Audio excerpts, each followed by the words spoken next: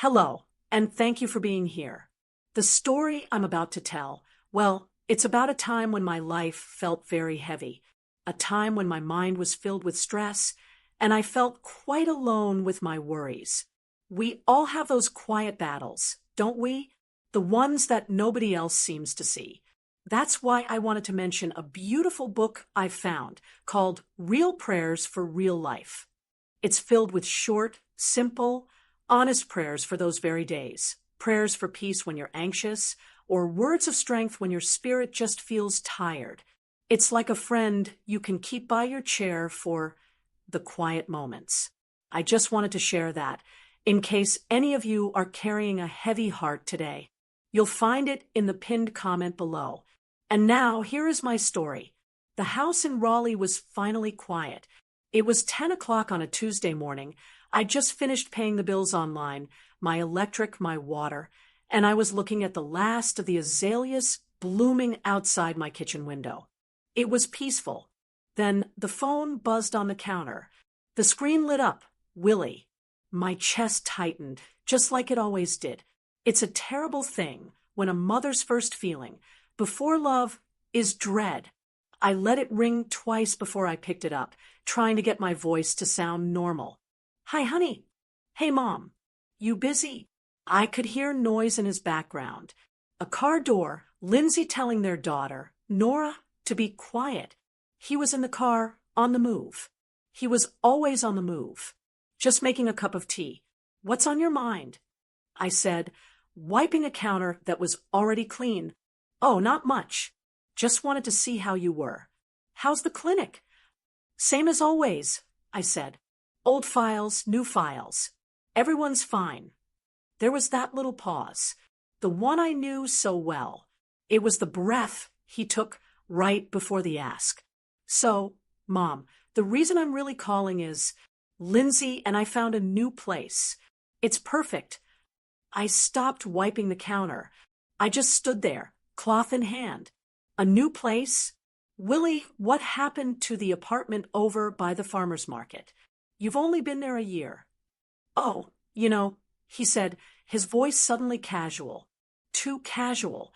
The landlord was a jerk, always complaining about Nora's toys on the steps. It just wasn't a good fit.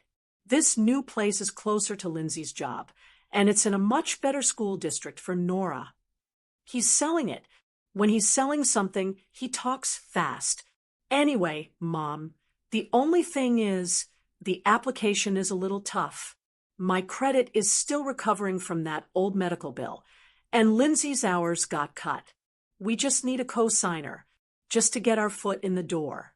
It's just a signature, Mom. I promise, this time will be different. I turned away from the window. My gaze landed on the kitchen counter, right next to the sugar bowl. It was an old, beat-up manila folder. Just 2 words, written in my late husband Hank's sharp, neat handwriting. Willie leases. This time will be different. He'd said that before. Twice.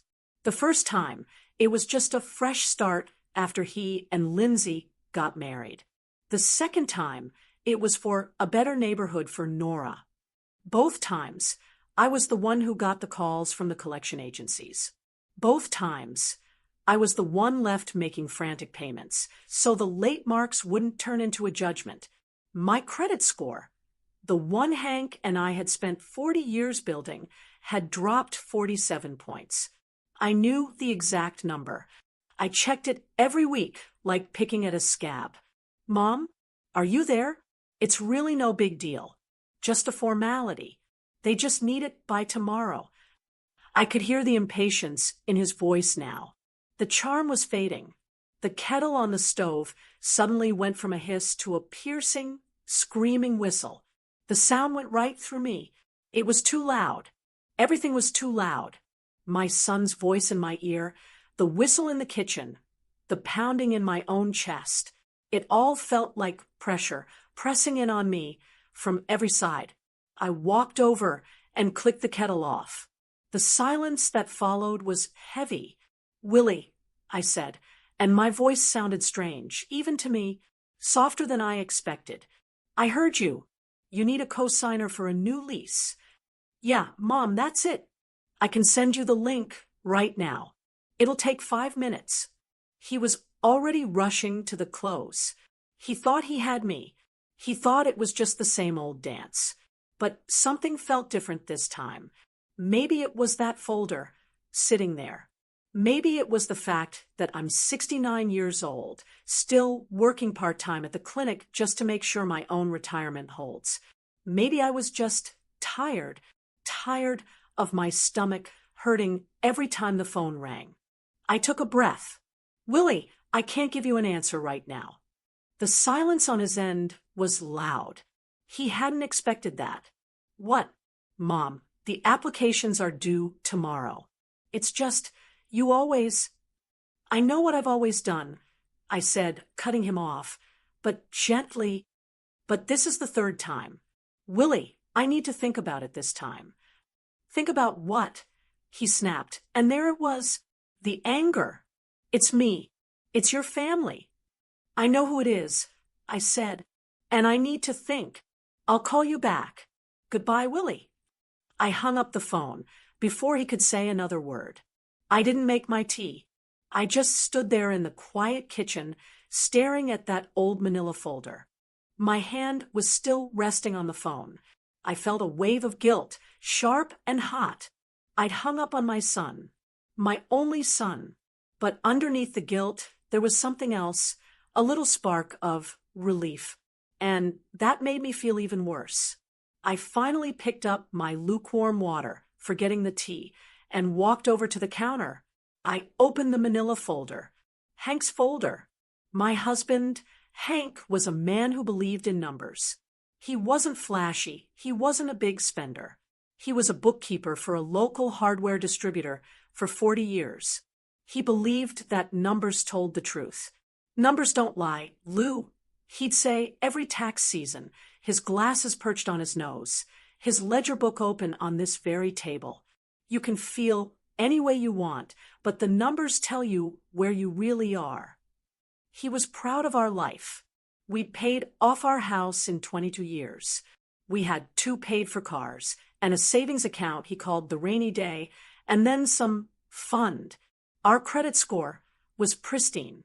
He treated it like a badge of honor, a sign that we were responsible, that we kept our promises.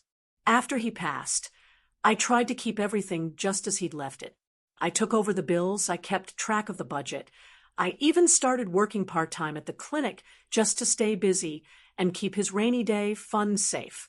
Then, 6 months after the funeral, Willie and Lindsay had come over.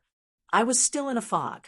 Some days I'd make coffee for 2, forgetting he wasn't there to drink it. They sat on the good sofa, and Willie, he was so sweet. He held my hand. Mom, he said, I know you're grieving. We all are. Lindsay, his wife, just sat there, looking polite, but looking at the walls, at my furniture. I'd always found her a little hard to read. Polite, yes, but distant.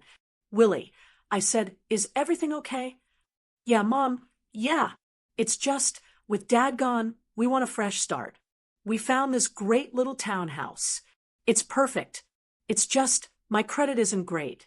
You know that, right? I did. Willie was like me in his heart, soft, but he didn't have Hank's discipline. And Lindsay liked nice things. I'd seen her new handbags, the expensive-looking highlights in her hair. She was always posting pictures on her computer of them out at nice restaurants or weekends away that I knew they couldn't afford. I just need a cosign, Mom, just to get us in.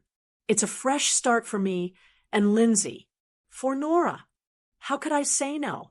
He was grieving, too. He was my boy. He just needed a fresh start. Hank would have. Well, Hank probably would have said no. Hank would have pulled out a ledger and given him a lecture on budgeting. But Hank was gone, and I was alone, and I wanted to help. So I signed. That was the first piece of paper in the folder. The second piece was from 2 years later. Another lease. Another fresh start. Another promise that this time is different. And behind those 2 leases were the other papers, the copies of the collection notices. the late payment warnings. The first time, it was $300 in move-out charges they never paid. The second time, it was 2 full months of rent the landlord had to chase me for after Willie lost his job, and they moved out in the middle of the night. Each time, Willie had an excuse. The landlord was a liar, Mom. Lindsay's hours got cut. We just got behind. But the numbers on my credit report didn't care about excuses.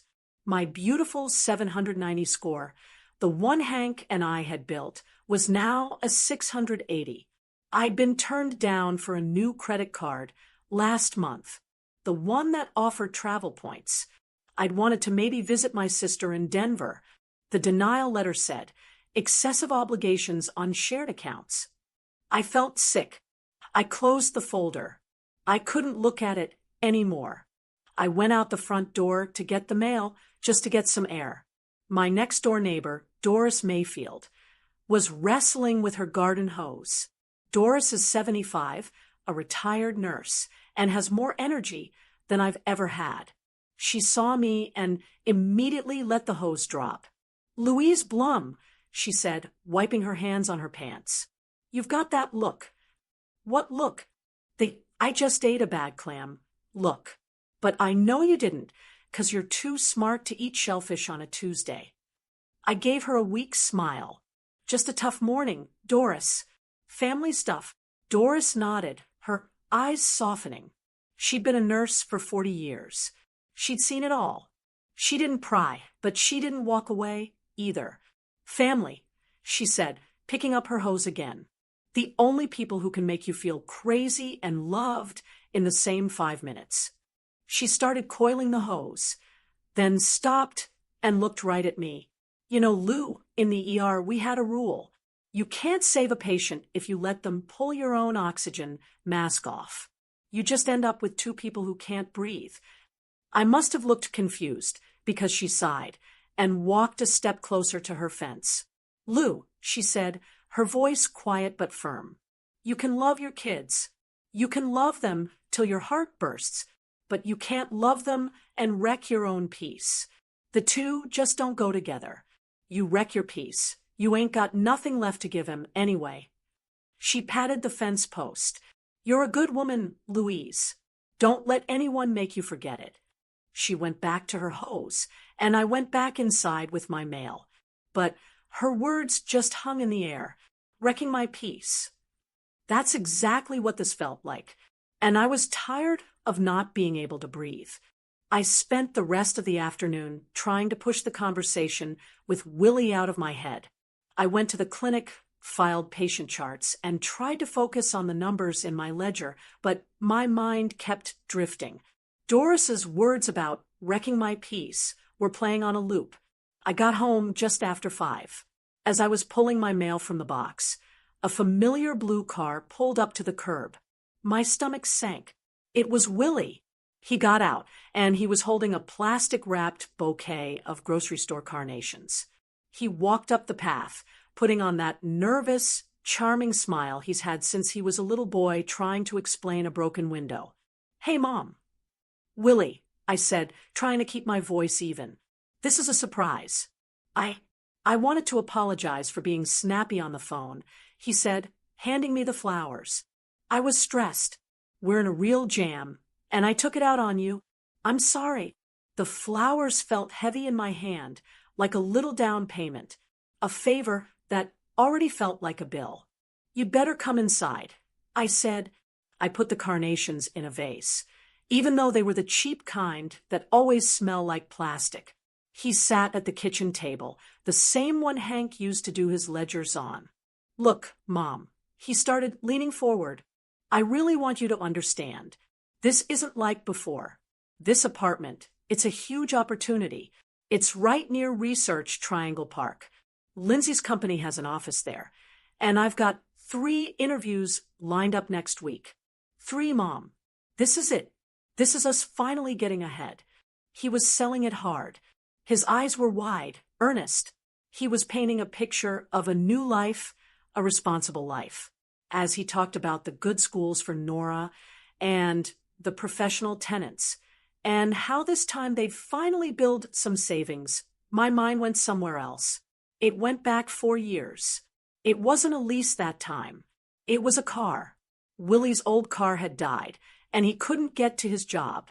Lindsay was pregnant with Nora. He needed a reliable car. He'd said, I understood that. A man needs to provide. He'd found a gently used sedan. The bank wouldn't give him the loan. His credit was already shot. Please, Mom, he begged. It's for the baby. How am I going to get Lindsay to her appointments? How am I going to get to the hospital? So I co-signed, not for a lease, for a car loan. 5 years. He made the payments for the first 8 months. Then he missed one. Then he missed 2. The bank called me. I paid. He swore it wouldn't happen again. A year later, he lost his job again. The payments stopped completely. The bank wasn't understanding. They repossessed the car. But my name was on the loan. The repossession went on my credit. And because the car was tied to my address, my insurance company, the one I'd been with for 35 years, jacked up my rates. They said I was a high-risk household. It took me almost 2 years to straighten it out. 2 years of paying higher premiums for a car I never even drove, all because I wanted to help. And that's the best part, Mom. The rent is all-inclusive, so we can't get behind on utilities. See? We're being smart. Willie was still talking. He hadn't even noticed I'd drifted off. He was so caught up in his own story, he couldn't see the one that was playing out in my head. Willie, I interrupted gently. He stopped, surprised. I hear you. It sounds like a lovely place. It is, Mom. It's perfect. He smiled, relieved, thinking he'd won. But my answer is still the same as this morning. I need time to think about it. Signing something like that, it's a big decision. His face fell. The charm vanished, replaced by that familiar frustration. What's to think about? I just explained it all. It's a sure thing. It's always a sure thing, Willie, I said, the words slipping out before I could stop them. He stood up, his chair scraping the floor. You know what? Fine. Think about it. But the application is due tomorrow.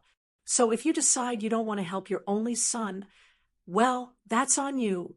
He walked out and slammed the front door. The carnations sat on the table, looking cheap and sad. I sank into my own chair, my head in my hands. The guilt was suffocating. I was the mom. I was supposed to fix things. The phone rang, making me jump. I figured it was Willie calling back to apologize, or maybe Lindsay calling to cry. I almost didn't answer, but I glanced at the caller ID. Doris Mayfield. I picked up. Hello, Doris. Well, you still sound like you ate a bad clam, she said, her voice gravelly and warm. I'm just calling to see if you're watching the news. They're doing a story on that new grocery store. Oh, no, I missed it. Uh-huh, she said. A pause. You know, I was thinking after you left. My daddy used to say that good hearts get used when they don't read the fine print. And family is the smallest fine print there is. It's so small, you don't even see it till you're in court. I let out a small laugh. It was a watery, weak sound. You're a cynic, Doris. I'm a realist, Lou. And a realist knows you gotta put your own oxygen mask on. Remember? You have a good night, now. She hung up. I sat there in the quiet kitchen. Doris was right. Willie had given me the big, bold headlines. New job, good school, fresh start. But I was the one who kept getting stuck with the fine print. The late fees, the repossessions, the hits to my credit. I got up, walked over to the little desk in my hallway, and pulled a small spiral notebook out of the drawer. It was the one I used to track my garden, my appointments. I opened to a fresh page. I picked up a pen, and in my neatest handwriting, I wrote 5 words. Say no without guilt. I looked at the words for a long time. It was a start. I slept terribly. I kept waking up, thinking I heard the phone, thinking Willie was at the door. When my alarm finally went off at 6, I felt like I hadn't slept at all. The guilt had settled in my stomach, heavy and cold. He was my son. I was his mother. Was I really going to let him and my granddaughter be homeless over a number? But then I'd see Hank's folder, still on the counter, and I'd feel that knot of anger tighten again. I'd spend the morning in a fog, just waiting. I knew Willie. He'd let me stew, and then he'd apply more pressure right before his deadline. Sure enough, just before I was about to leave for my part-time shift at the clinic, my computer dinged. An email. The subject line was lease application, urgent. My hands started to tremble. I knew he was pushing, but seeing it in all caps like that, it felt like a command, not a request. I sat down at my little desk in the hallway, the one with the notebook, and I clicked on the email. There was no, "Hi, Mom," or "Hope you're having a good morning." It was just one sentence.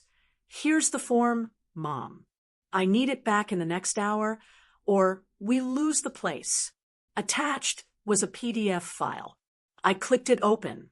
It was a standard 12-page rental agreement, full of legal words that didn't make much sense. I scrolled past the tenant section where Willie and Lindsay's names were typed. I kept scrolling page after page until I got to the end. Page 11, the signature lines. And that's when I saw it. My breath just caught in my chest. He hadn't left the co-signer box empty for me to fill in. He'd done it for me. Louise and Blum. My full legal name typed right there on the line. All that was missing was my digital signature underneath it. He hadn't just asked me to co-sign. He'd assumed I would. He'd made it as easy as possible, like I was just a step in his paperwork, a rubber stamp. All I had to do was click sign and send it back. My opinion, my fears, my financial security, none of it mattered. I was just a tool to get him what he wanted. The cheap carnations flashed in my mind. A down payment. My hands were shaking, but it wasn't from fear anymore. It was a cold, quiet anger. It was the feeling of being taken for granted, of being used. I thought of Hank's voice, so clear in my head as if he were standing right beside me. He'd been looking over my shoulder one day as I was balancing my checkbook. "Credit is like trust, Lou," he'd said, tapping the paper. "It's not just about the money. It's about your word. And once you lose it, it takes years and years to rebuild." He was right. I'd given my word, my signature, to Willie twice before, and he'd broken it and my credit without a second thought. But Hank's words hit me in a new way. My trust. Willie hadn't just ruined my credit score. He'd ruined my trust in him. And by saying yes all the time, I'd ruined my trust in myself. I closed the laptop. I didn't even X out of the document. I just shut the lid. I wouldn't be replying to that email. I wouldn't be calling him, giving him a chance to argue, to charm, to yell. I thought of the notebook right next to my hand. Say no without guilt. I picked up my cell phone. My heart was pounding so hard I thought it might crack a rib. I opened my text messages to Willie. The last one was from him. "Yesterday. Fine. That's on you." My thumbs hovered over the screen. This was it. This was the moment. I typed, deleted, typed again. Finally, I wrote 2 simple sentences. "I can't co-sign again. I'm sorry, son." I looked at the words. Clear. Firm. No excuses. No openings for an argument. I pressed send. The little whoosh sound of the text leaving my phone was the loudest sound I'd ever heard. And then the silence in my house was deafening. It was done. I sat at my desk for a full 10 minutes, just staring at the wall.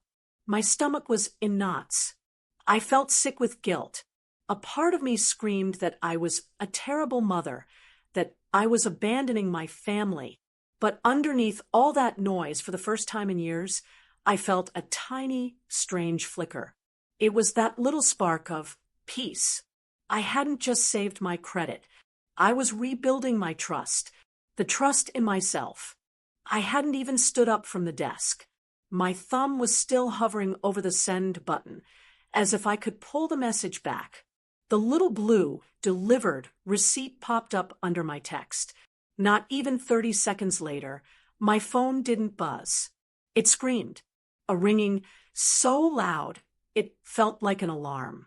Willie! My hand was shaking so much, I almost dropped the phone. I pressed the green button. Hello, a text. His voice was so loud, I flinched and pulled the phone away from my ear. You're blowing up our lives with a text message? Willie, please don't yell, I said, my voice barely a whisper. Don't yell? Don't yell? Mom, what am I supposed to do? The deadline is in an hour.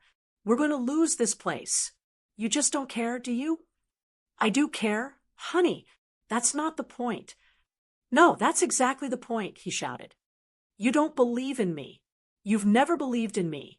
You always thought Hank was the only one who knew anything. You just think I'm a failure, don't you? Just say it. That's not true, Willie. I'm not going to co-sign. I've made my decision. Yeah, you've made your decision. His voice suddenly turned cold. You've decided that a number on a report is more important than your own family, more important than your granddaughter. Click. He hung up on me. The silence that followed was terrifying. It felt like the air before a lightning strike. I was just about to put the phone down, my whole body trembling, when it rang again. This time, the name was Lindsay. My stomach turned to ice. This was the second wave. I knew this one would be different. I pressed answer. Louise. She was crying. It wasn't loud like Willie. It was a soft, choked, I'm a victim kind of cry that was, in its own way, much, much worse. Louise, how could you? She whispered. He's in the car. I've never seen him like this. He's just staring at the steering wheel. How could you do this to him? Lindsay, this isn't about hurting Willie. This is a financial decision I had to make for myself. A financial decision, she said, her voice rising. We're your family.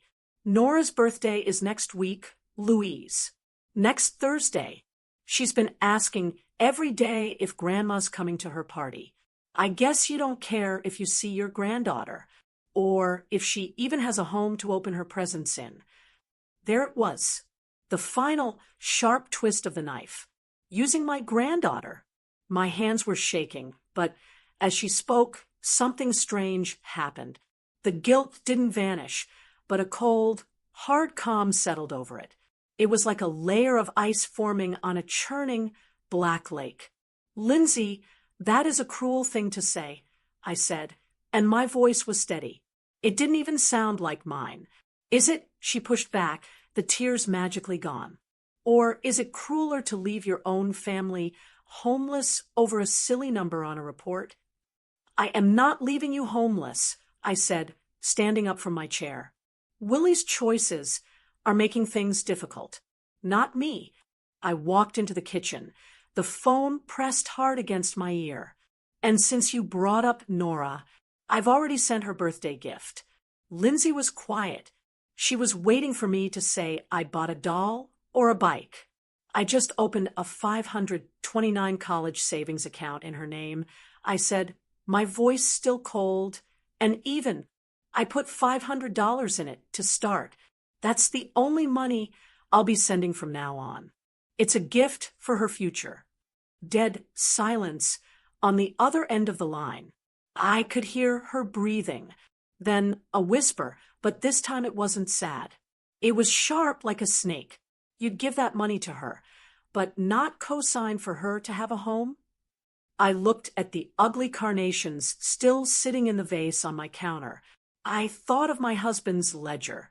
I thought of my own name, Louise and Blum, typed on that form without my permission.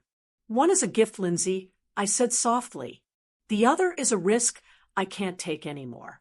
The conversation is over. I pressed the red end button and hung up the phone. I stood in my kitchen, my heart pounding, my hands shaking so hard I had to grip the counter.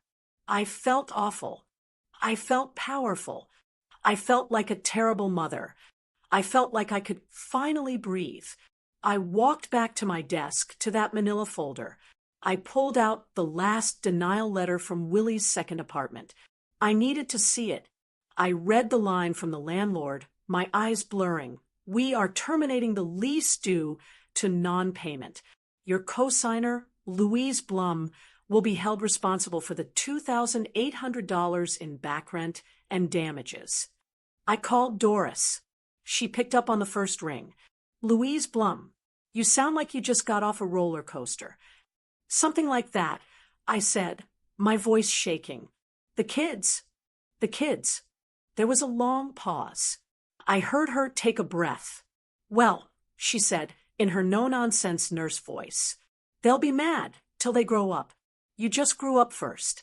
Now, you go make yourself that cup of tea you wanted this morning and put some sugar in it. I hung up, and for the first time that day, I smiled. After those phone calls, the world went silent. For the first few days, I jumped every time my phone buzzed, thinking it was a text, but it was just a weather alert or a reminder from the pharmacy. The silence from Willie was total. It was a heavy, cold blanket over the whole house. I'd stood my ground.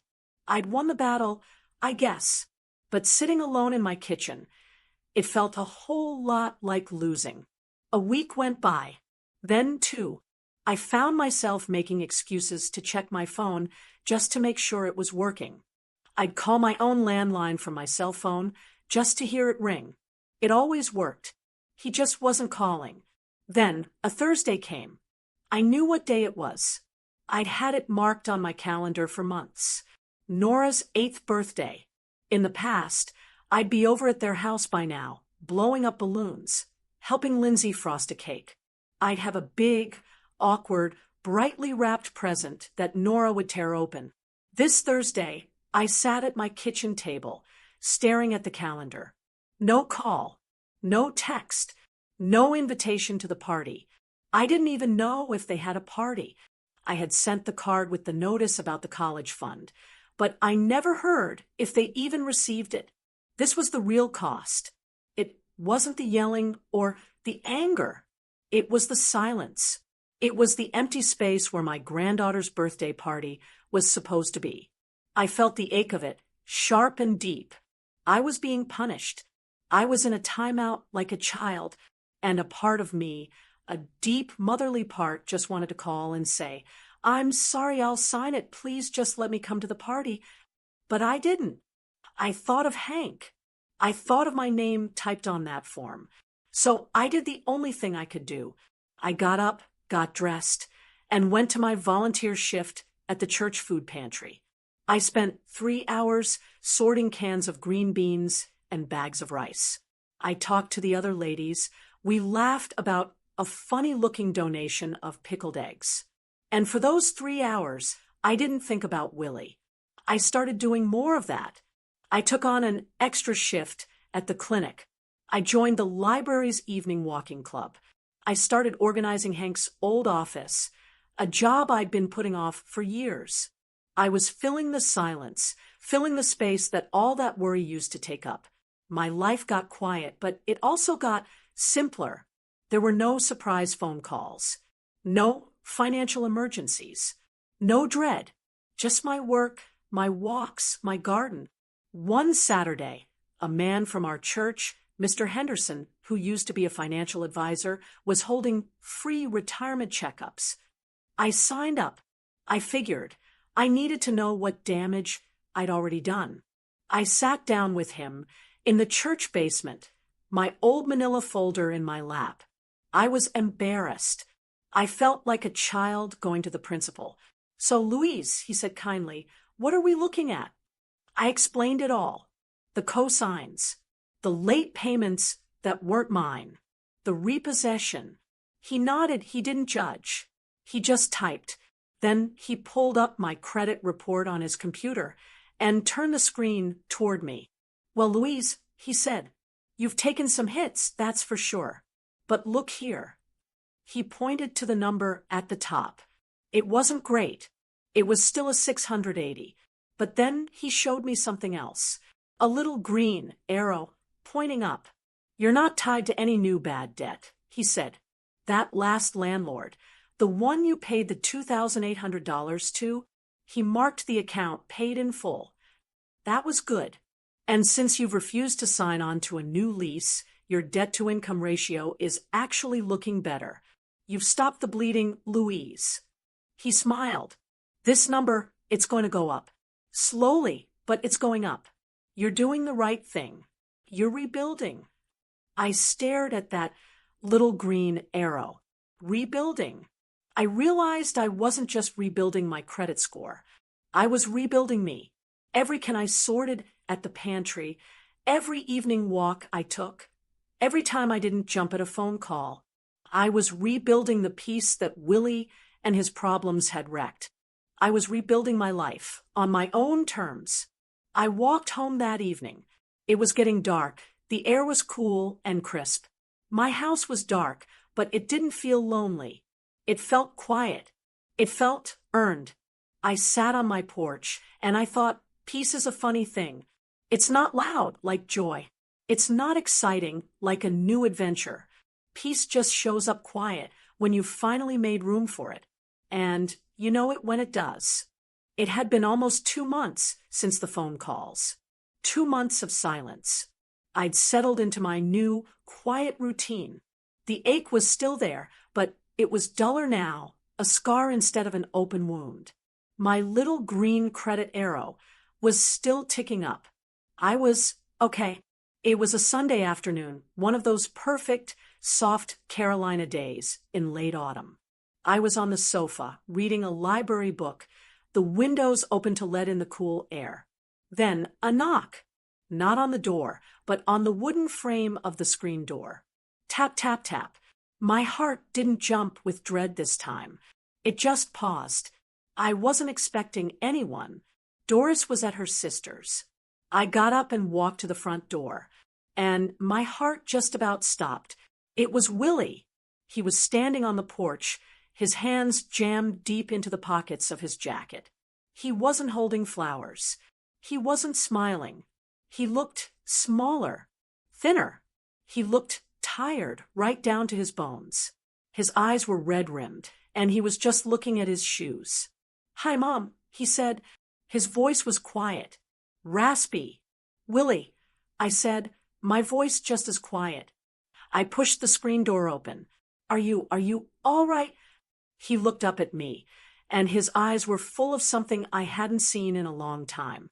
Not anger, not charm, just shame. Can I sit down for a minute?" he asked, motioning to the old wicker chairs on the porch. "I don't want to come in. Just for a minute." "Of course," I said. My hands were trembling, but not from fear. We sat. I sat in my usual chair, and he sat in the one Hank used to favor. He didn't say anything for a long time. He just stared out at the yard, at the last of my mums drooping after the first frost. Finally, he scrubbed his face with both hands. "We lost the apartment, Mom." I just nodded. I didn't say, "I know." I didn't say, "What did you expect?" I just waited. "The deadline was real," he continued, his voice cracking. "We lost it. And I was so mad at you.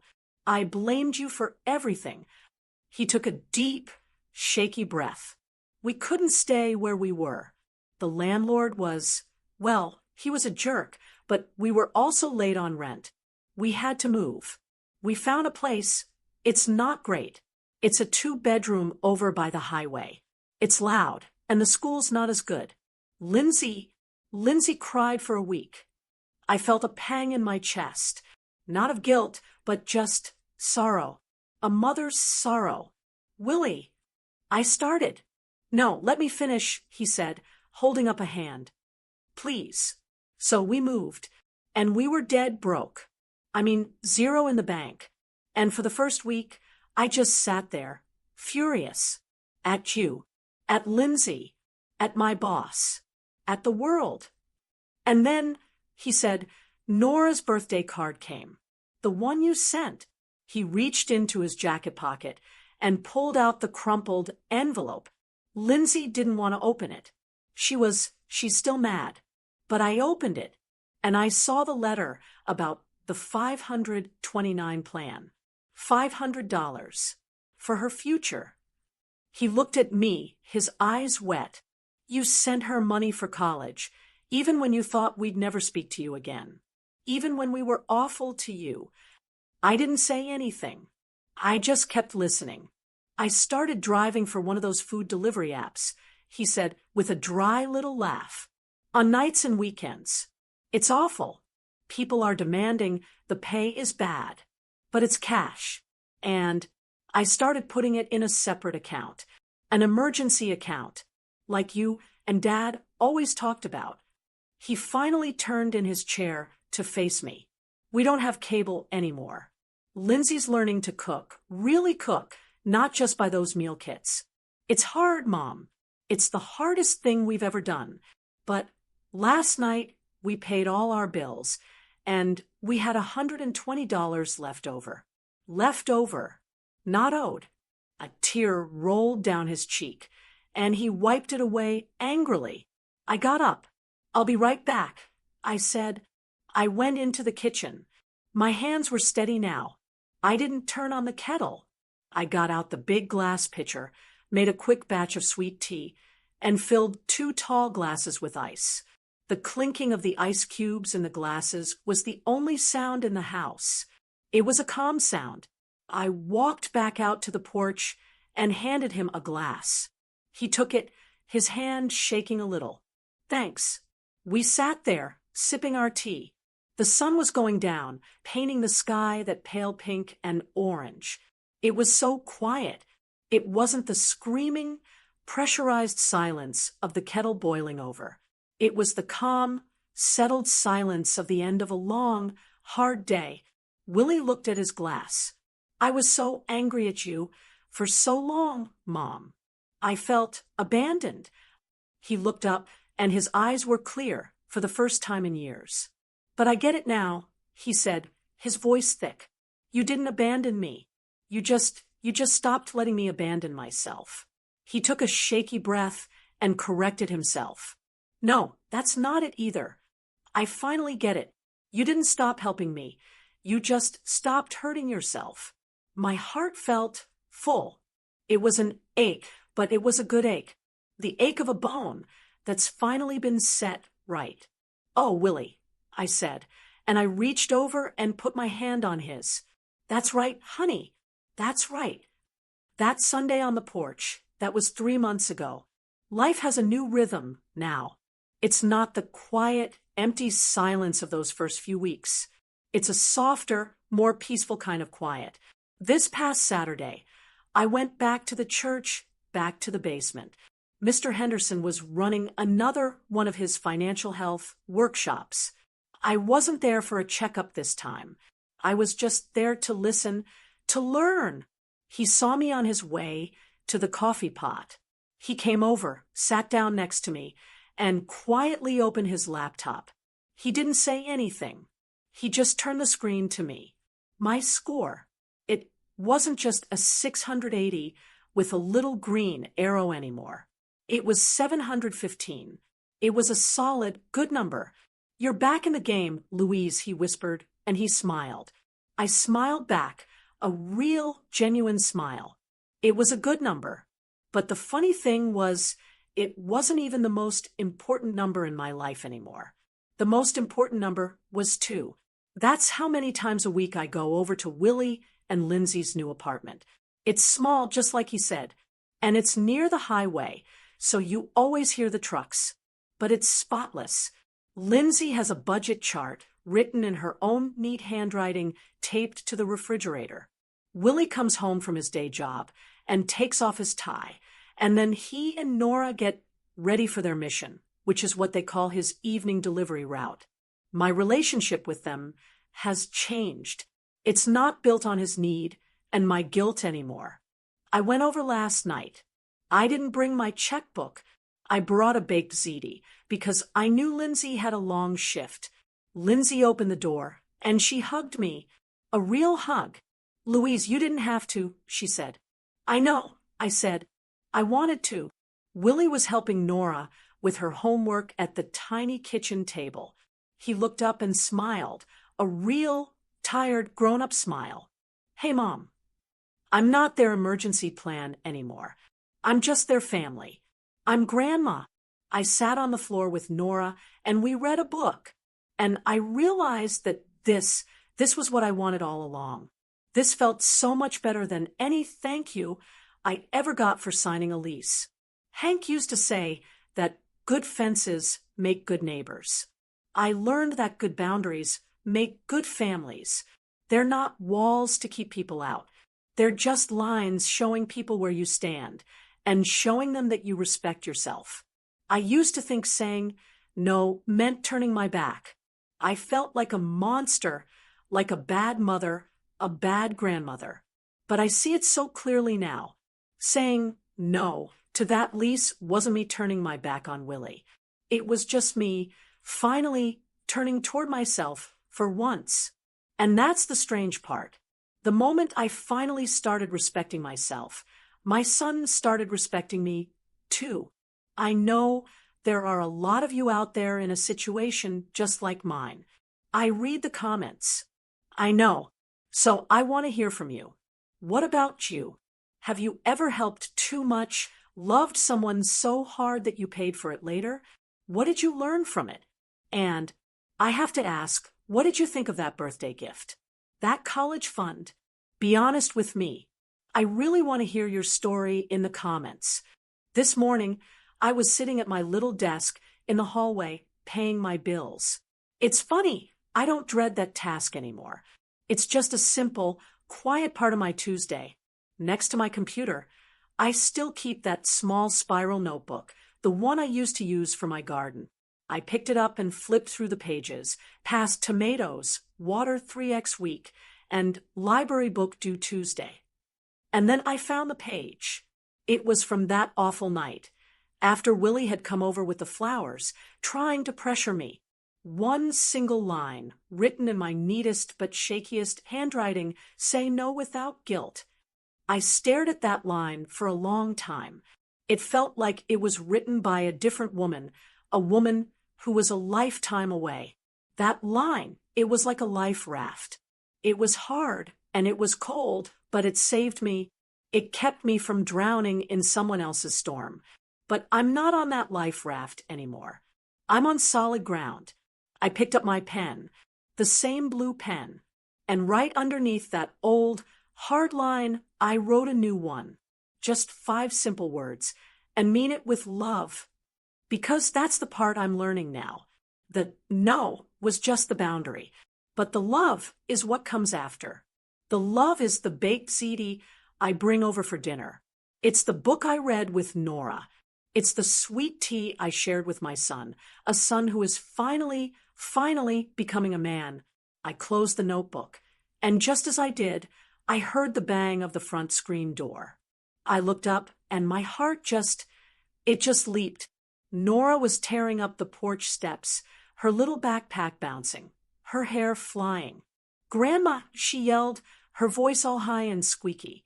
"Grandma, I got an A on my spelling test." Willie was right behind her, walking slower, holding his work keys. He caught my eye through the window. He didn't have to say anything. He just smiled. A real, tired, proud smile. And he nodded. And that's the love. That's the family I have now. It's not built on debt or favors or fear. It's just built on love. A wiser, healthier love. Thank you so much for listening to my story. It wasn't easy to tell, but it has been such a blessing to share it with all of you. If this story touched you, if you saw yourself in it, or your mother, or your sister, or your friend, I would be so grateful if you would please like this video and share it with someone you know who might need to hear it.